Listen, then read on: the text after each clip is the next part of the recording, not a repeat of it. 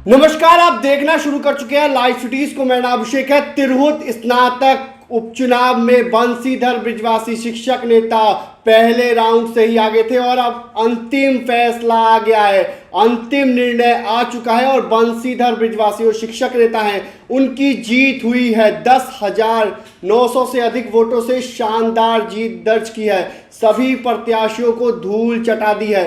दूसरे नंबर पर जनसुराज के प्रत्याशी रहे हैं, फैसला आ गया है। और तीसरे और चौथे नंबर पर जेडीयू और आरजेडी के प्रत्याशी रहे हैं। तो बंशीधर बृजवासी ने तिरहुत में फतेह की है। तमाम दावे किए जा रहे थे, तमाम बातें चल रही थी और अब आखिरकार नतीजे आ गए। बंशीधर बृजवासी पहले राउंड से ही बढ़त बनाए हुए थे।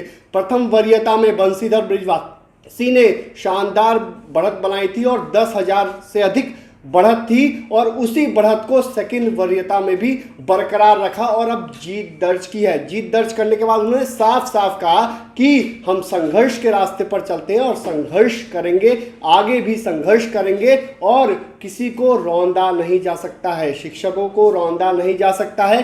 के पाठक के खिलाफ लड़ाई लड़ने वाले बर्खास्त शिक्षक बंशीधर बृजवासी की जीत हुई है। शिक्षकों ने जिताया है। शिक्षक और शिक्षकों के परिवार वालों ने वोट देकर बंशीधर बृजवासी को 10,900 से अधिक वोटों से जीत दर्ज कराई है। आपको बता दें कि बंशीधर बृजवासी को कुल मिलाकर 27,000 से अधिक वोट मिले हैं। वहीं जो जनसुराज के प्रत्याशी से डॉक्टर विनायक गौतम, उन्हें 16,000 से अधिक वोट मिले हैं। दोनों के बीच मुकाबला हुआ लेकिन बंशीधर बृजवासी ने पहले ही इतनी बढ़त बना ली कि उनकी जीत हुई है। इस जीत को लेकर सियासत भी तेज है, एनडीए में घमासान है। आनंद मोहन ने क्या कुछ बातें कही हैं वो भी हमने आपको दिखाया था और राजू सिंह ने क्या कुछ कहा था। राजपूत नेताओं में आक्रोश है, उन्होंने साफ साफ कहा, पूछा तक नहीं गया। तो बिहार में एनडीए में घमासान है इस जीत को लेकर, क्योंकि आरजेडी और जेडीयू तीसरे और चौथे नंबर पर चली गई थी, जिसको लेकर तमाम अटकलों का बाजार गर्म है। दिलीप जायसवाल ने साफ साफ कहा कि समीक्षा की जाएगी, क्योंकि